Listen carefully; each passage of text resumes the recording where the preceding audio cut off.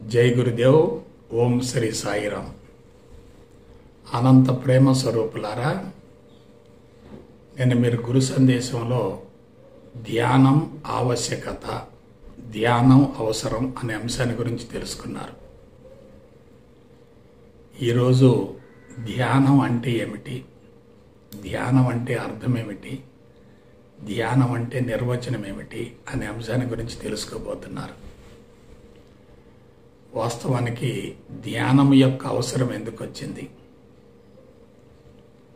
భూమండలం మొత్తంలో మానవుడు పరిణామ క్రమంలో అత్యంత పరాకాష్ఠ స్థితిలో ఉన్నాడు కదా. అటువంటి వ్యక్తికి తప్పనిసరిగా ఆరోగ్యం ఉండాలి కదా, పరిపూర్ణ ఆయువు ఉండాలి కదా, మానసిక ప్రశాంతత ఉండాలి కదా, సంతృప్తి ఉండాలి కదా, ఆనందం ఉండాలి కదా. అయితే పరిణామ క్రమంలో పరాకాష్ఠ స్థితిలో ఉన్నప్పటికీ మానవుడు ఆరోగ్యాన్ని కోల్పోతున్నాడు, ఆయువు కుదించబడుతుంది, అశాంతి పెరుగుతుంది, అసంతృప్తి పెరుగుతుంది. అందుకు మూల కారణం ఏంటి? సూక్ష్మత్వంగా ఉండటం, సున్నితంగా ఉండటం అనేది వరం కాదు, అది ప్రమాదకరం. ఎందువలన మనం మనుషులను కూడా గమనించండి. శారీరకంగా దృఢంగా ఉన్నవాళ్ళు, పటిష్టంగా ఉన్నవాళ్ళు, శక్తివంతంగా ఉన్నవాళ్ళు, అమాయకంగా ఉన్నవాళ్ళు ఎక్కువ కాలం జీవిస్తున్నారు.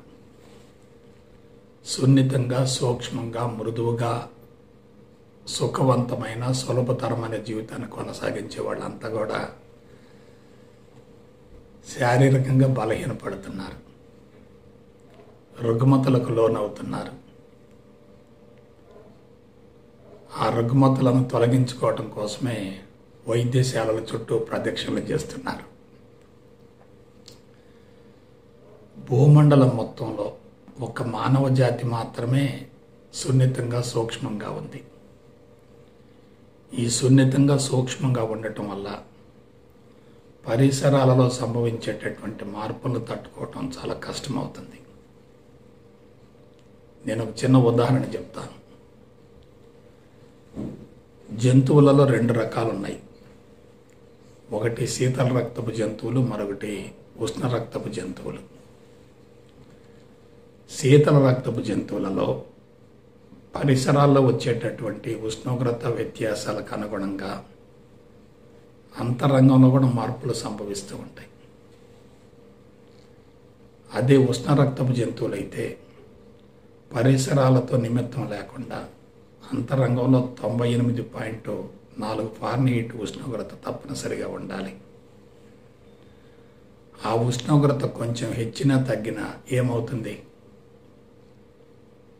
హెచ్చినా ప్రమాదమే, తగ్గిన ప్రమాదమే. శీతల రక్తపు జంతువులను గమనించండి. పరిసరాల్లో ఉష్ణోగ్రత పెరుగుతుందనుకోండి, శరీరంలో ఉష్ణోగ్రత పెరుగుతుంది. పరిసరాలలో ఉష్ణోగ్రత తగ్గుతుంది అనుకోండి, శరీరంలో కూడా ఉష్ణోగ్రత తగ్గుతూ ఉంటుంది. అంటే ఏంటి? పరిసరాలలో సంభవించేటటువంటి ఉష్ణోగ్రత వ్యత్యాసాలకు అనుగుణంగా అంతరంగంలో కూడా మార్పులు జరిగి పరిసరాలకి ఇవి అనుకూలంగా మారతాయి, అనుకూలంగా మారతాయి. దాన్ని అడాప్టేషన్ అంటారు. పరిసరాల్లో మార్పులు వచ్చి అంతరంగంలో మార్పు రాకపోతే ఎట్లా? శీతల రక్తపు జంతువుల కన్నా ఉష్ణ రక్తపు జంతువులు సున్నితంగా ఉంటాయి. మానవుడికి చర్మం ఎక్కువగా ఉంది. ఈ చర్మం అంతా కూడా ఉష్ణోగ్రతకు సంబంధించిందే. బాహ్య పరిసరాలలో ఉష్ణోగ్రత వ్యత్యాసాలు సంభవించేటట్లయితే చర్మం తట్టుకునే అవకాశం లేదు. అందువల్ల తప్పనిసరిగా ఆ ఉష్ణోగ్రత వ్యత్యాసాలకు అనుగుణంగా సురక్షితమైనటువంటి ప్రదేశాలను, ప్రాంతాలను ఎన్నుకుంటూ ఉంటారు. అంటే ఏమిటి? సున్నితంగా ఉండటం, సూక్ష్మంగా ఉండటం, మృదువుగా ఉండటం, పరిణామ క్రమంలో పరాకాష్ఠ స్థితిలో ఉండటం అనేది వరం కాదు, శాపమే. దానివల్ల ఏమవుతుంది? శారీరక దృఢత్వం తగ్గిపోతుంది, శరీరం బలహీనపడుతుంది, శారీరక పటుత్వం తగ్గిపోతుంది. శరీరం బలహీనంగా ఉంటే, పటుత్వం తగ్గిపోతే, శక్తి హరించకపోతే ఏమవుతుంది? ఫలవంతమైన సంతానాన్ని ప్రకృతికి కానుకగా అందించాలనేటటువంటి జీవిత సంకల్పం, సుదీర్ఘమైన యజ్ఞం, మాతృత్వం సమూలంగా దెబ్బతింటుంది. మాతృత్వం దెబ్బతిన్నదంటే, సుదీర్ఘమైన యజ్ఞం భగ్నమైందంటే మనిషిలో అసంతృప్తి తారాస్థాయికి చేరుతుంది. అందువల్ల సున్నితంగా ఉండటం, సూక్ష్మంగా ఉండటం అనేది, పరిణామ క్రమంలో పరాకాష్ఠ స్థితికి చేరటం అనేది, అది ఒక కోణంలో ఉన్నతంగా ఉపయోగపడుతున్నప్పటికీ మరో కోణంలో ప్రమాదకరంగా మారుతుంది. అయితే అటువంటి ప్రమాదం నుండి బయటపడటం కోసం ధ్యానాలు ప్రవేశపెట్టబడ్డాయి. అటువంటి ధ్యానాన్ని గురించి వాళ్ళు తెలుసుకుందాం. ధ్యానం అంటే మననం. ఒకే విషయాన్ని గురించి పదే పదే పదే పదే మననం చేసుకుంటూ ఉంటే అదే ధ్యానం అవుతుంది. పతంజలి మహర్షి అష్టాంగ యోగాలో శరీరాన్ని సంసిద్ధం చేయటం కోసం 4 అంశాలు ఇచ్చాడు. మనసును సమూలంగా కరిగించటం కోసం, ఆత్మస్థితికి చేరడం కోసం 4 అంశాలు ఇచ్చారు. శరీరానికి సంబంధించి, జీవన విధానానికి సంబంధించి 1 యమ, 2 నియమ, 3 ఆసన, 4 ప్రాణాయామ. యమ, నియమ, ఆసన, ప్రాణాయామ. మానసిక శుద్ధికి సంబంధించి, అంతరంగ శుద్ధికి సంబంధించి 4 అంశాలు ఇచ్చారు.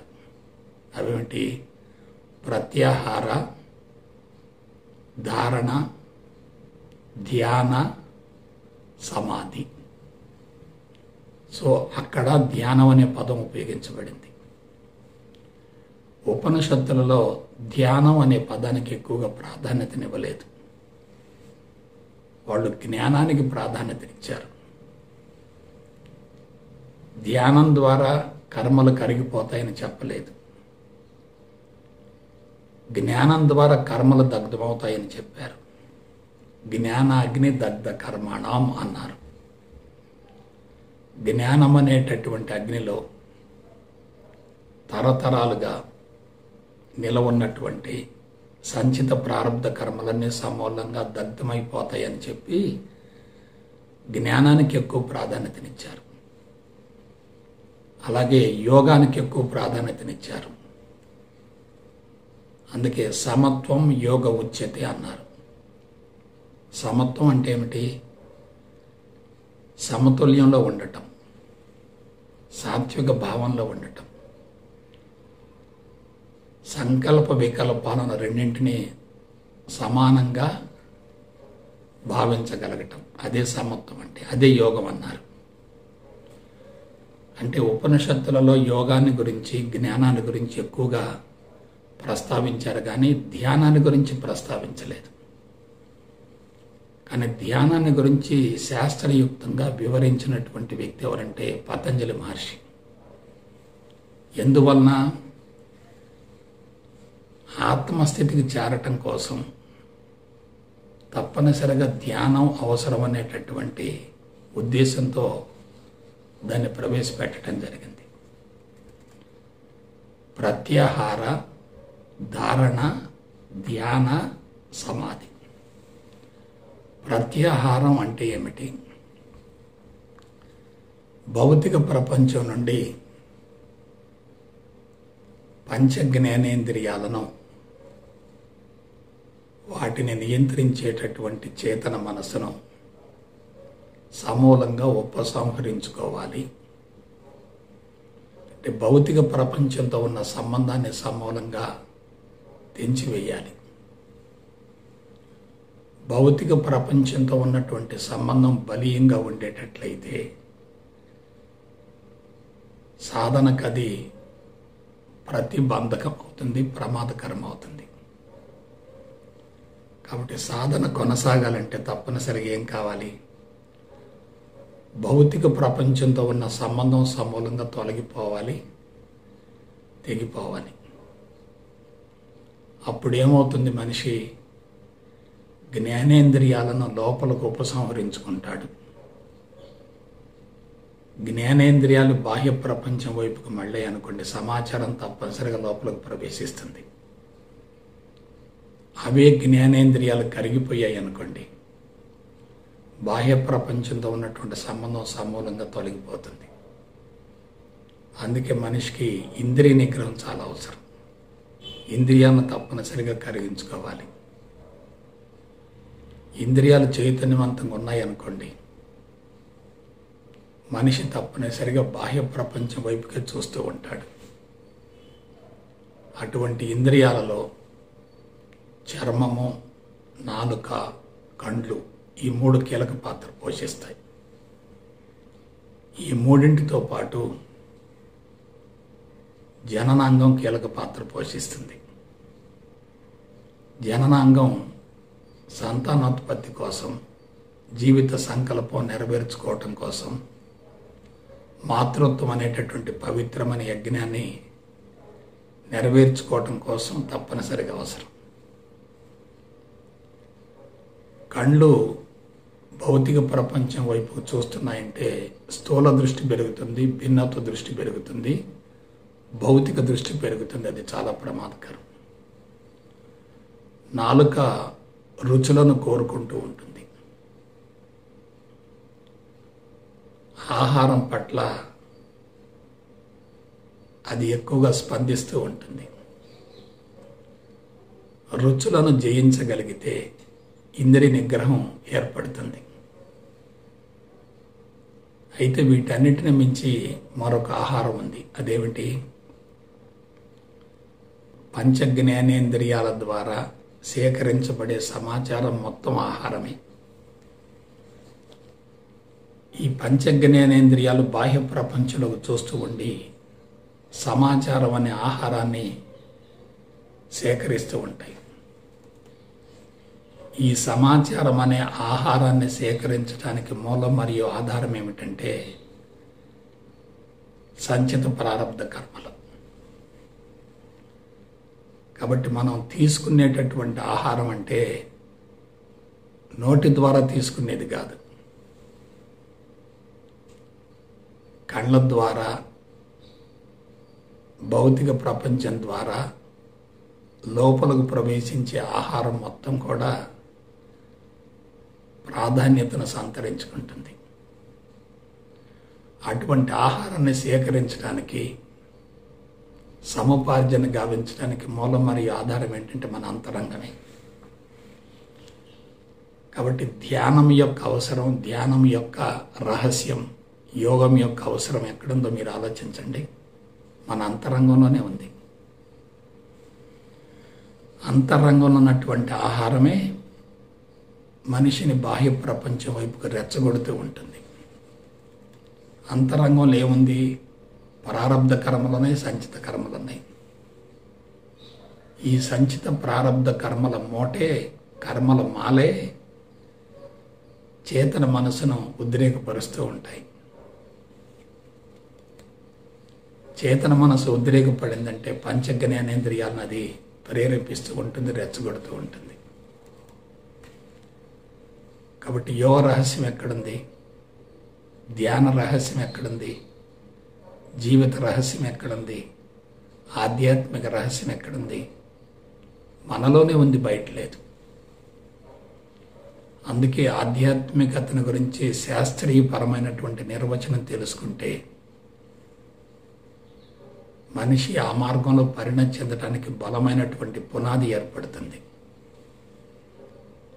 దురదృష్టం ఏంటంటే జ్ఞానం లేకుండా యోగాన్ని ఇస్తున్నారు,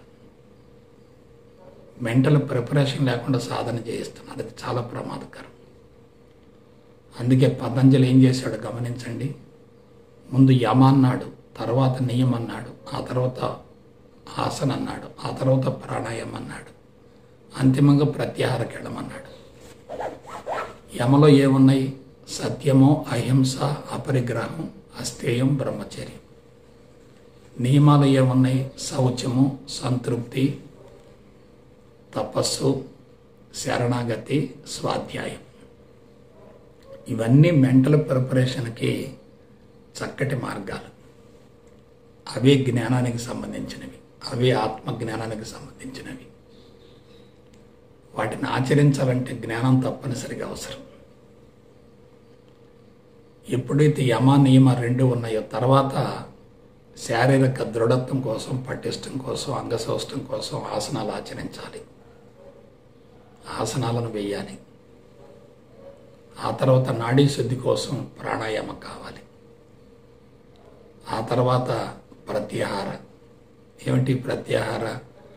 భౌతిక ప్రపంచం నుండి మనిషి సమూలంగా విడిపోవటం కోసం ప్రత్యాహార అవసరం. భౌతిక ప్రపంచంతో ఉన్న సంబంధం సమూలంగా తెగిపోయిందనుకోండి, అంతర్ముఖానికి మళ్ళుతాడు. అప్పుడు ధారణ అన్నారు, ధ్యాన అన్నారు, సమాధి అన్నారు. ధారణ అంటే ఏమిటి? ఏకాగ్రత, కాన్సంట్రేషన్. ధ్యానం అంటే ఏమిటి? కాంటెంప్లేషన్. దాన్నే మననం అంటారు. సమాధి అంటే ఏమిటి? ఆ మననం ఆగిపోవటమే సమాధి అవుతుంది. కాన్సంట్రేషన్, కాంటెంప్లేషన్, సమాధి. ధారణ, ధ్యాన, సమాధి. ధారణకి సమాధికి మధ్యలో ధ్యానం ఉంది. ధ్యానం అంటే చెయ్యటం, సమాధి అంటే ఏమీ చేయకుండా ఉండటం. ఏదో ఒకటి చేయటం ద్వారా ఏమీ చేయకుండా ఉండే స్థితికి మనం వెళ్ళగలుగుతాం. అంటే కర్మతో ప్రారంభించాలి, ఆ కర్మపు స్థితికి చేరాలి. జీవితాన్ని కూడా గమనించండి. పుట్టుక మరణాల మధ్య మనిషి ఏదో ఒకటి చేస్తూ ఉంటాడు. అలా చేసి చేసి చేసి అంతిమంగా ఏమీ చేయకుండా ఉండే స్థితికి వస్తాడు. అదే మరణం అంటే. కాబట్టి జీవితంలో రెండు దశలు ఉంటాయి. ఒకటి చేసే దశ, రెండు చెయ్యకుండా ఉండే దశ. ఒకటి కర్మ, రెండు అకర్మ. కాబట్టి ధారణకి సమాధికి మధ్యలో ధ్యానాన్ని ఉంచారు.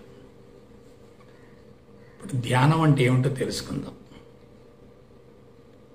ముందు ధారణ అంటే ఏమిటో అవగాహన గావించుకుందాం. ధారణ అంటే ఇష్టమైనటువంటి వ్యక్తిని కానీ, దేవుడిని కానీ, దేవతను కానీ, దైవాన్ని కానీ, త్రిమూర్తులను కానీ, పురాణ పురుషులను కానీ, అవతార పురుషులను కానీ, గురువును కానీ, స్వామీజీని కానీ, బాబాను కానీ ఎదురుగా ప్రతిష్ఠించుకోవాలి, ఎంపిక చేసుకోవాలి. ఎంపిక చేసుకున్నటువంటి వ్యక్తి మీద కానీ, వస్తువు మీద కానీ, రూపం మీద కానీ దృష్టిని కేంద్రీకరించాలి. అదే కాన్సంట్రేషన్ అంటే. అంతరంగం మొత్తం సమూలంగా శుద్ధైన తర్వాత మనం దృష్టిని కేంద్రీకరించేటట్లయితే కాన్సంట్రేషన్ అద్భుతంగా కొనసాగుతుంది. ఆ తర్వాత కాంటెంప్లేషన్ అంటే ఏమిటి? ధ్యానం లేక మననం. దేని మీద అయితే మనం దృష్టిని కేంద్రీకరించామో దాన్ని పదే పదే ఏం చేయాలి? మననం చేసుకుంటూ ఉండాలి. మననమే ధ్యానం, ధ్యానమే మననం. దాన్ని పదే పదే పదే మననం చేసుకుంటూ ఉంటే ఏమవుతుంది? అది అంతరంగంలో బలంగా ప్రతిష్ఠించబడుతుంది. దేవాలయం లోపల దేవుడిని ప్రతిష్ఠించినట్లుగానే మన దేహం అనే దేవాలయంలో ఆ రూపాన్ని ప్రతిష్ఠించుకోవాలి, ప్రతిష్ఠ చేయాలి. ఆ దేవాలయంలో ఉన్నటువంటి దేవుడు నిశ్చలంగా ఉంటాడు, ప్రశాంతంగా ఉంటాడు. అక్కడ కదలికలు లేవు, మార్పులు చేర్పులు లేవు. అదే సవికల్ప సమాధి, సబీజ సమాధి. ఎప్పుడైతే రూపం నిశ్చలంగా ఉందో అది ఎలా ఉంటుందంటే గాలి లేని చోట దీపంలాగా ఉంటుంది. అదే సబీజ సమాధి, సవికల్ప సమాధి. అట్టి స్థితిలో మనిషి కళ్ళు మూసుకున్నాడు అనుకోండి, అంతరంగంలో ఉన్నటువంటి ఆ రూపం కరిగిపోతుంది, అదృశ్యమవుతుంది, రూపరహిత స్థితి ఏర్పడుతుంది. అదే నిర్బీజ సమాధి, నిర్వికల్ప సమాధి. కాబట్టి సవికల్ప సమాధి, నిర్వికల్ప సమాధి. ఈ సవికల్ప సమాధి, నిర్వికల్ప సమాధికి వెళ్ళబోయే ముందు కీలకమైనది ఏమిటి? ధ్యానం. ఆ ధ్యానానికి ముందు కీలకమైనది ఏమిటి? ధారణ. ధారణ అంటే ఏమిటి? బాహ్యపరమైనటువంటి రూపాన్ని కానీ, ఆకారాన్ని కానీ, గురువుని కానీ, స్వామీజీని కానీ, బాబాని కానీ ఎంపిక చేసుకోవటం, సెలక్షన్ చేసుకోవటం. అయితే ఇందులో ఉన్నటువంటి ప్రమాదం చెప్తాను. అంతరంగం శుద్ధి కాకుండా ఒక రూపాన్ని, ఆకారాన్ని ఎన్నుకొని దాని మీద దృష్టిని కేంద్రీకరించడం కొంతవరకు సులభమే కానీ దానిని పదే పదే మననం చేసుకోవటం, స్మరణ చేసుకోవటం అతి ప్రమాదకరం, అసాధ్యం కూడా. ఎందువల్ల అంతరంగం స్వచ్ఛంగా ఉన్నప్పుడు ఏకాగ్రత, ధ్యానాలు సులభంగా కొనసాగుతాయి. అంతరంగం కలుషితంగా ఉన్నప్పుడు ఏకాగ్రత, ధ్యానాలు కొనసాగే ప్రసక్తే లేదు. ఏకాగ్రత కోసం మనం పరితపిస్తూ ఉంటే అనేక రకాల అంశాలు బహిర్గతమై ఏకాగ్రతకు సమూలంగా భగ్నం కలుగుతుంది. అలాగే ఏకాగ్రత కుదరకుండా ధ్యానం కొనసాగించిన అది కూడా ప్రమాదకరమే. మనం ఒకదాని కోసం ప్రయత్నిస్తూ ఉన్నాం, అనేక అంశాలు బయటకు వచ్చాయి. అవన్నీ కూడా మన ఏకాగ్రతని, ధ్యానాన్ని భగ్నం చేస్తాయి. అందువల్ల అంతరంగం సమూలంగా శుద్ధి కాకుండా ఏకాగ్రత, ధ్యానాలు అతి ప్రమాదకరం. అంతరంగం శుద్ధి అయ్యేటట్లయితే ఏకాగ్రత సులభమవుతుంది, ధ్యానం కూడా సులభమవుతుంది. సవికల్ప సమాధికి, నిర్వికల్ప సమాధికి వెళ్ళే అవకాశం ఉంటుంది. జీవిత పరమార్థం తప్పనిసరిగా నెరవేరుతుంది. సో ఇప్పుడు కీలక రహస్యం పట్టుకోండి. ప్రస్తుత కాలమాన పరిస్థితులలో యమా నియమాలను పాటించడం సాధ్యం కానే కాదు. యమా నియమాలను రెండింటినీ పాటించకుండా ఏకాగ్రత ఎలా కుదురుతుంది? ధ్యానం ఎలా కుదురుతుంది? ఆలోచించండి. కాబట్టి ఆధ్యాత్మిక మార్గంలోకి ప్రవేశించినటువంటి వాళ్ళు రుగ్మతలను పోగొట్టుకోలేకపోవటానికి, సమస్యల నుండి బయటపడలేకపోవటానికి, జీవిత పరమార్థం నెరవేర్చుకోలేకపోవటానికి మూల కారణం ఏంటంటే మెంటల్ ప్రిపరేషన్ లేదు. కలుపు మొక్కలు ఎక్కువగా ఉన్నప్పుడు ఒకే మొక్క మీద మనం ఏకాగ్రతను పెట్టడం సాధ్యం కాదు కదా. మనం ఏకాగ్రత కోసం, ధ్యానం కోసం మనసును ఒకే విషయం మీద కేంద్రీకరించేటట్లయితే అనేక అంశాలు బహిర్గతమై ఆ ఏకాగ్రతను, ధ్యానాన్ని సమూలంగా భగ్నం చేస్తాయి. ఎప్పుడైతే ఏకాగ్రత కుదరటం లేదో, ధ్యానం కుదరటం లేదో, మనిషి ఏమవుతాడు? శక్తి హరించుకుపోతుంది, బలహీనపడతాడు. శక్తి హరించుకుపోయే కొలది, బలహీనపడే కొలది అసంతృప్తి ఇంకా పెరుగుతుంది. శరీరం బలహీనపడ్డ తర్వాత అది సహకరించే ప్రసక్తి లేదు. ధ్యానం కొనసాగించాలంటేనే భయం వేస్తూ ఉంటుంది. ఇటీవల కాలంలో చాలామంది బలవంతంగా సాధనలు చేసి మానసిక సంసిద్ధత లేకుండా సాధనలు కొనసాగించి తీవ్రంగా నష్టపోయి అంతిమంగా అసంతృప్తిగా జీవితాన్ని ముగిస్తున్నారు. ఒక వ్యక్తి ధ్యానం కొనసాగించక ముందు ఎలా ఉన్నాడు, ధ్యానం కొనసాగించిన తర్వాత 3 నెలలకు ఎలా ఉన్నాడు, 6 నెలలకు ఎలా ఉన్నాడు, సంవత్సరానికి ఎలా ఉన్నాడు, నిరంతరం అంచనా వేసుకుంటూ ఉండాలి, బేరీజు వేసుకుంటూ ఉండాలి. ఎప్పుడైతే అంచనా లేకుండా, బేరీజు వేసుకోకుండా బలవంతంగా గురుడిగా సాధన చేసేటట్లయితే ఫలితం రాకపోగా తీవ్రంగా నష్టం కలుగుతుంది. అది చాలా ప్రమాదకరం.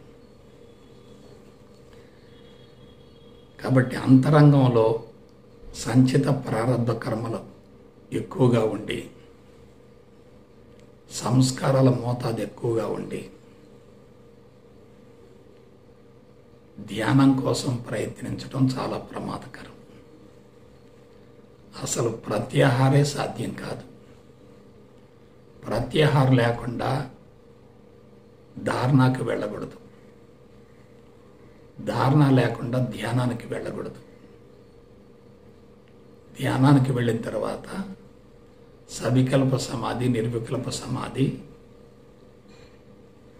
సాధ్యమయ్యే ప్రసక్తే లేదు.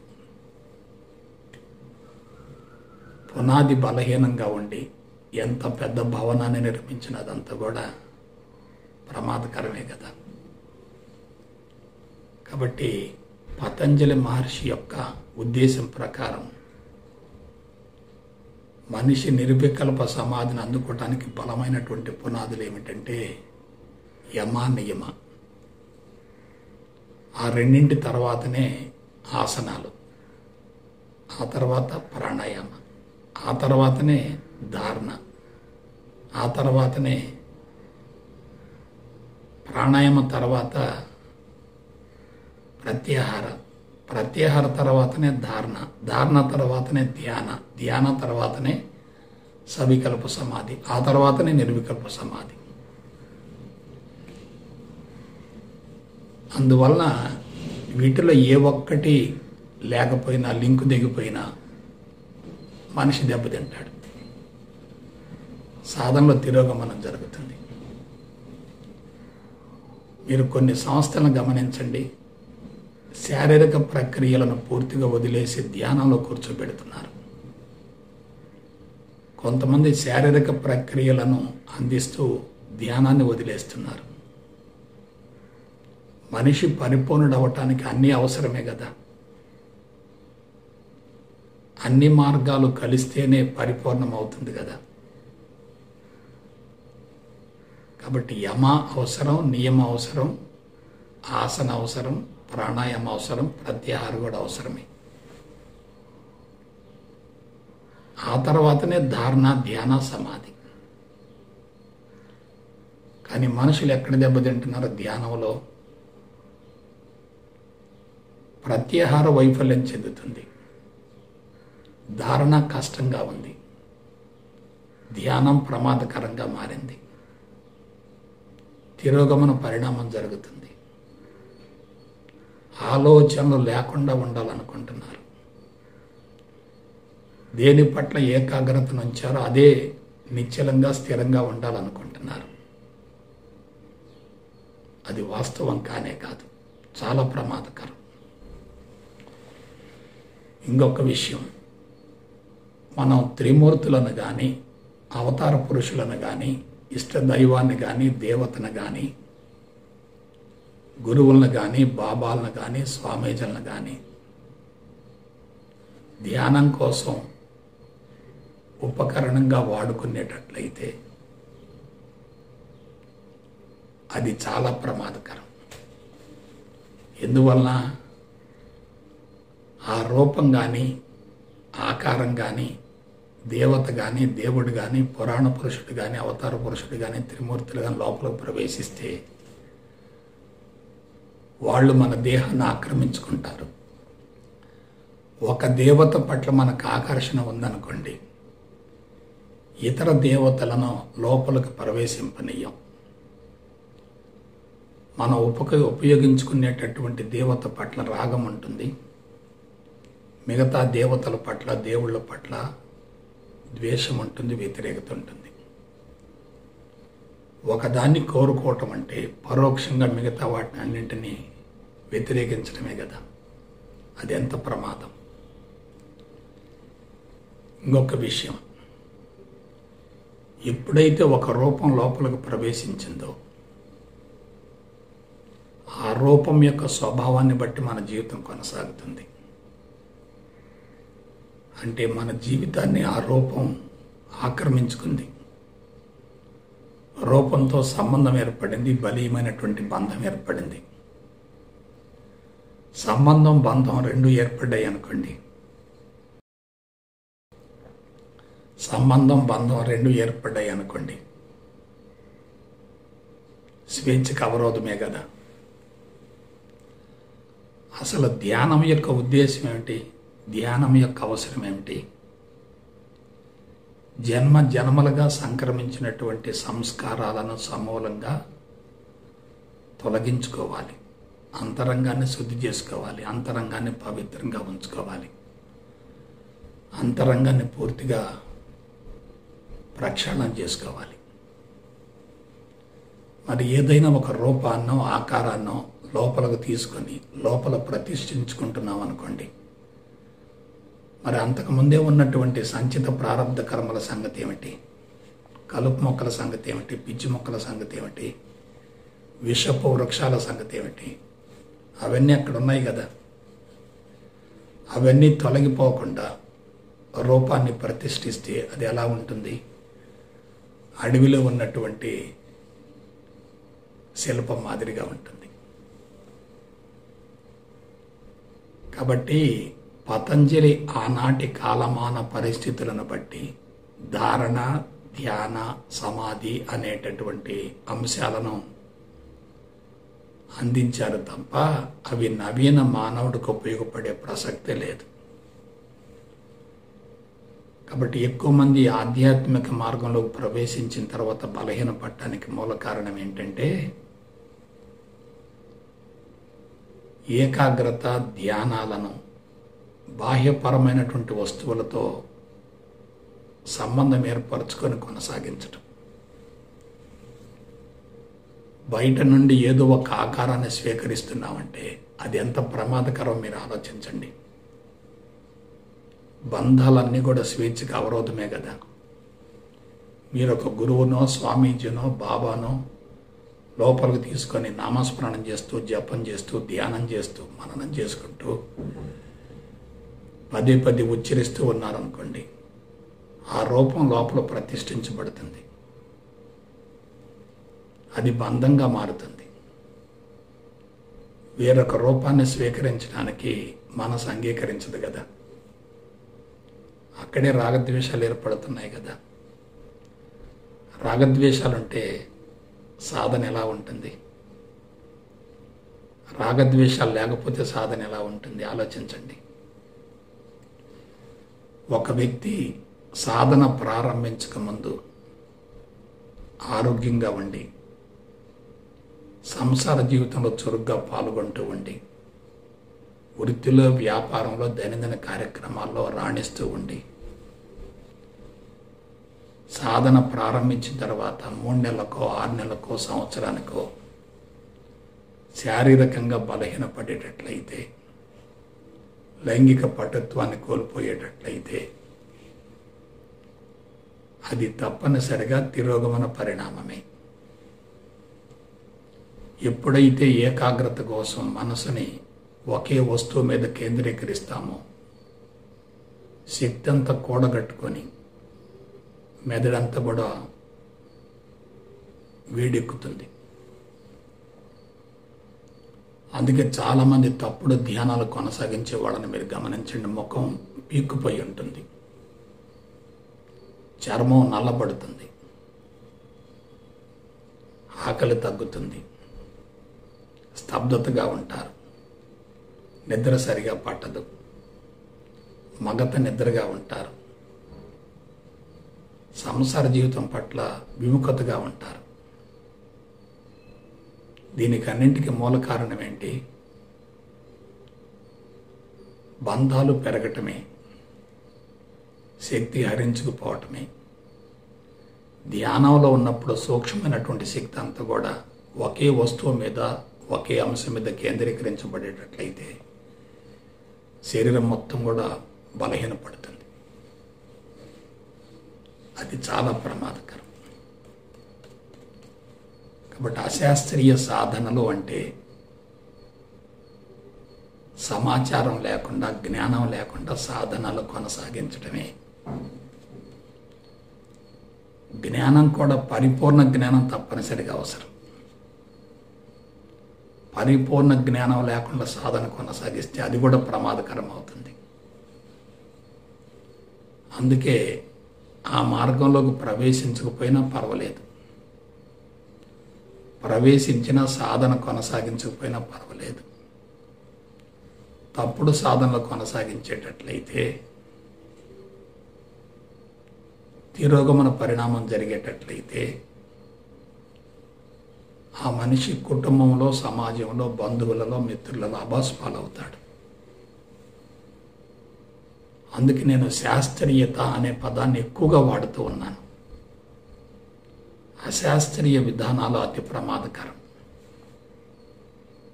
అందులో సున్నితమైన, విలువైన, సూక్ష్మమైన, మృదువైన, అనంతమైనటువంటి మేధస్సు మీద పొరపాటున కూడా అశాస్త్రీయ ప్రయోగాలు చేయకూడదు.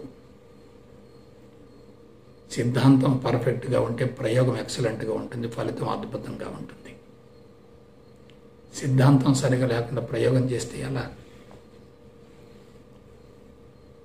కాబట్టి బాహ్యపరమైనటువంటి వస్తువులు కానీ, రూపాలు కానీ, ఆకారాలు కానీ, అంశాలు కానీ, ఏవైనా ఎటువంటివైనా మనిషికి బంధాలే తప్ప స్వేచ్ఛనిచ్చే ప్రసక్తి లేదు. బంధాలలో ఉండి సాధన కొనసాగించకూడదు. బంధాల నుండి బయటపడ్డ తర్వాతనే సాధన కొనసాగించాలి. అందుకు పరిపూర్ణ అద్వైత బ్రహ్మజ్ఞానం కావాలి. ఆ పరిపూర్ణ అద్వైత బ్రహ్మజ్ఞానాన్ని అందించేటటువంటి గురువు జ్ఞానానికి నిధి ఉండాలి. తన దగ్గర అపారమైనటువంటి జ్ఞాన సంపద ఉండాలి. దాన్ని నిస్వార్థంగా ప్రపంచానికి అందించే విధంగా అతని జీవిత ప్రణాళిక ఉండాలి. అందువలన ధ్యానం అనేది అతి ప్రమాదకరం అనేటటువంటి విషయాన్ని తెలుసుకోవాలి. మరి ఏ ధ్యానం అవసరం, ఎటువంటి ధ్యానం అవసరం, దీని గురించి తెలుసుకుందాం. పరిపూర్ణ అద్వైత బ్రహ్మ జ్ఞానం, దానిని గురించి సశాస్త్రీయ పంథాలో సద్గురు ద్వారా స్పష్టంగా, క్షుణ్ణంగా తెలుసుకోవాలి. ఆ తెలుసుకున్నటువంటి జ్ఞానాన్ని అంతరంగంలో ప్రతిష్ఠించుకోవాలి, బీజంగా నాటుకోవాలి. ఏమిటి ఆ జ్ఞానం యొక్క ప్రత్యేకత? నేను భగవంతుడను, సర్వం బ్రహ్మమయం అనేటటువంటి ఈ రెండు అంశాలు ఆ జ్ఞానం యొక్క ఫలితాలు. పరిపూర్ణ జ్ఞానం అందిందంటే నేను భగవంతుడను అనేటటువంటి అంశం లోపల నిక్షిప్తమవుతుంది. సర్వం బ్రహ్మమయం అనేటటువంటి విషయం తెలిసిపోతుంది. అహం బ్రహ్మాస్మి సర్వం బ్రహ్మమయం అనేటటువంటి ఈ రెండు అంశాలు బలంగా ఉంటే వాటిని అంతరంగంలో ప్రతిష్ఠించుకొని వాటిని పదే పదే మననం చేసుకుంటూ ఉంటే అప్పుడు అవి మొక్కలవుతాయి, వృక్షాలు అవుతాయి, శాఖోపశాఖలు అవుతాయి, పుష్పాలు వస్తాయి, ఫలాలు వస్తాయి. అవి మనకు కల్పవృక్షం అవుతాయి. మనుషులు ఎక్కడ దెబ్బతింటున్నారంటే పరిపూర్ణ అద్వైత బ్రహ్మ జ్ఞానాన్ని అవగాహన గావించుకోవటం చాలా కష్టం, అందించడం కూడా చాలా కష్టం. అందించే వ్యక్తిలో స్పష్టత ఉండాలి, అందుకునేటటువంటి వ్యక్తిలో జిజ్ఞాస ఉండాలి. బలవంతంగా అందుకోవటం కోసం ప్రయత్నం చేయకూడదు. అందుకే ప్రచారాల ద్వారా ప్రపంచం మారదు, ఆచరణ ద్వారా మాత్రమే మారుతుంది. ఆచరించాలంటే తప్పనిసరిగా జ్ఞానాన్ని గురించినటువంటి స్పష్టత ఉండాలి. వంట చేసే విధానం తెలిసిన తర్వాత వంట చేయాలి తప్ప వంట చేసే విధానం తెలియకుండా వంట చేయకూడదు. అది చాలా ప్రమాదకరం. నేను ఆధ్యాత్మిక మార్గంలో ప్రవేశించిన తర్వాత చాలామందిని గమనించాను. దశాబ్దాల తరబడి సాధన చేసే వాళ్ళని మీరు జాగ్రత్తగా గమనించండి. ముఖంలో కళాకాంతులు తగ్గుతున్నాయి, జుట్టు విపరీతంగా ఊడిపోతుంది, శరీరం శుష్కించిపోతుంది, లైంగిక పటుత్వం తగ్గిపోతుంది, దైనందిన జీవితంలో సమర్థవంతంగా రాణించలేకపోతున్నారు. ఆధ్యాత్మిక మార్గం గొప్పదని ప్రచారం చేస్తున్నారు, కానీ దాన్ని అనుభవించి ప్రచారం చేయటం వేరు. కేవలం గురుడిగా నమ్మి ప్రచారం చేయటం వేరు. గురుడిగా నమ్మకూడదు, గురుడిగా అనుసరించకూడదు, జీవితాన్ని ఎవరికి తాకట్టు పెట్టకూడదు. ఇవాళ గురుడిగా నమ్మించే వాళ్ళు ఉన్నారు, గురుడిగా నమ్మేవాళ్ళు ఉన్నారు. నమ్మేవాళ్ళు ఉన్నారు కాబట్టి నమ్మించే వాళ్ళు పెరుగుతున్నారు. కేవలం సిద్ధాంతాన్ని బోధించినంత మాత్రాన ప్రయోజనం ఏమిటి? ప్రాక్టికల్స్ ఉండాలి కదా. సిద్ధాంతం లేకుండా ప్రాక్టికల్స్ ఇస్తే ఎంత ప్రమాదకరం మీరు ఆలోచించండి. జోడెడ్ల బండి మాదిరిగా సిద్ధాంతం, ప్రయోగం, జ్ఞానం, యోగం రెండు కూడా సమపాళలో ఉండాలి, సమనిష్పత్తిలో ఉండాలి. జ్ఞానాన్ని గురించినటువంటి స్పష్టత ఏర్పడేంత వరకు సాధనను గురించి జాగ్రత్తగా ఆచితూచి ముందుకెళ్ళాలి. ఒకవైపు జ్ఞానం అందుతూ ఉంటే మరొక వైపు సాధన కొనసాగుతూ ఉంటే సత్ఫలితం వస్తుంది. అందుకే ఆధ్యాత్మిక మార్గంలోకి ప్రవేశించిన వాళ్ళని మీరు జాగ్రత్తగా పరిశీలించండి. వాళ్ళు గతంలో ఎలా ఉన్నారు, ఇప్పుడు ఎలా ఉన్నారు. బోధించేటటువంటి వ్యక్తులను కూడా మీరు జాగ్రత్తగా పరిశీలించండి.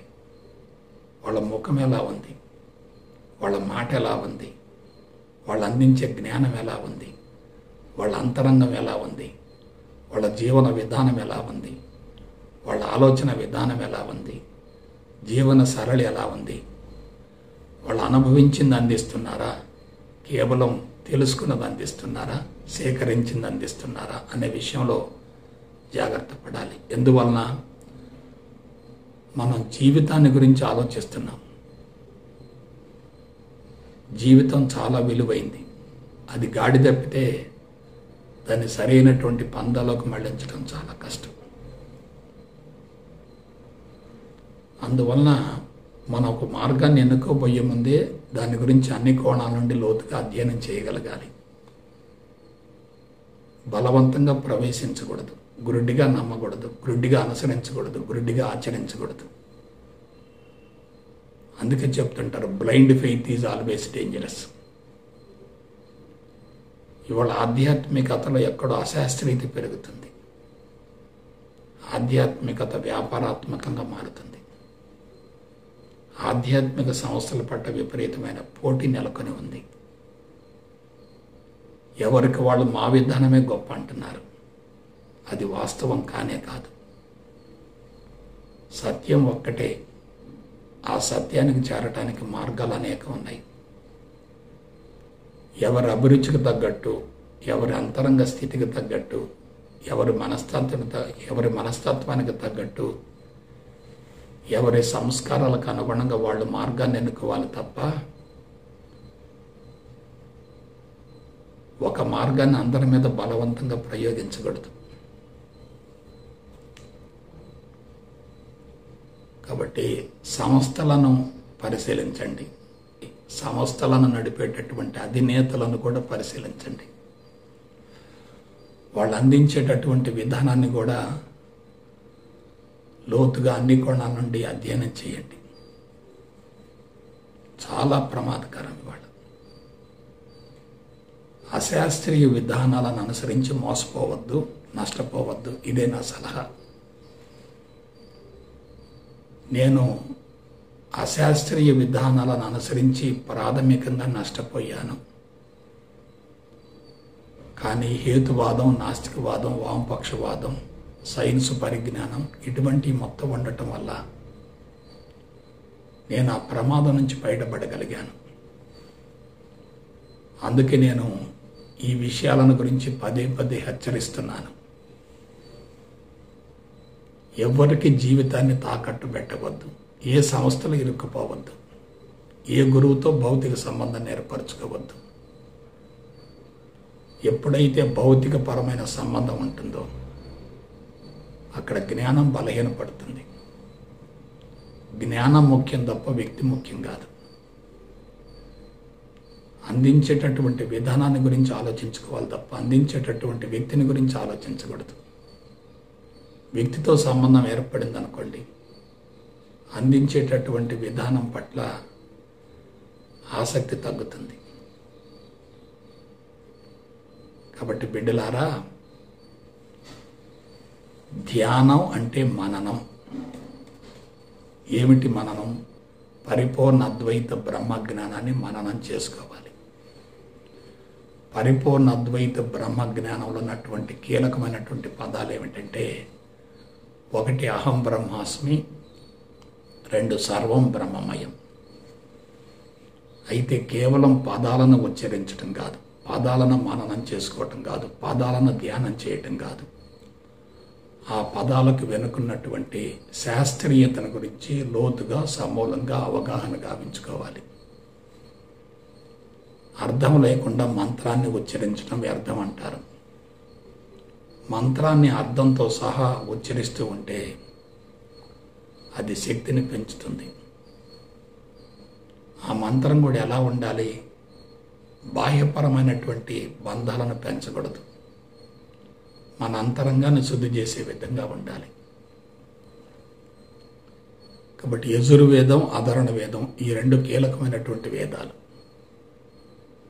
యజుర్వేదం యొక్క మహాపదం అహం బ్రహ్మాస్మి, అధర్వణ వేదం యొక్క మహాపదం సర్వబ్రహ్మమయం, అయమాత్మ బ్రహ్మ. ఈ 2 మినహా ఇంకేం అవసరం లేదు. ఈ రెండింటిని గురించి సశాస్త్రీయంగా తెలుసుకోవాలంటే ఉపనిషత్తుల సారాన్ని గురించి లోతుగా అధ్యయనం చేయాలి.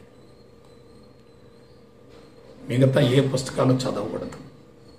మైండ్ టెక్నిక్స్ ముఖ్యం కాదు. పరిపూర్ణ జ్ఞానం చాలా అవసరం.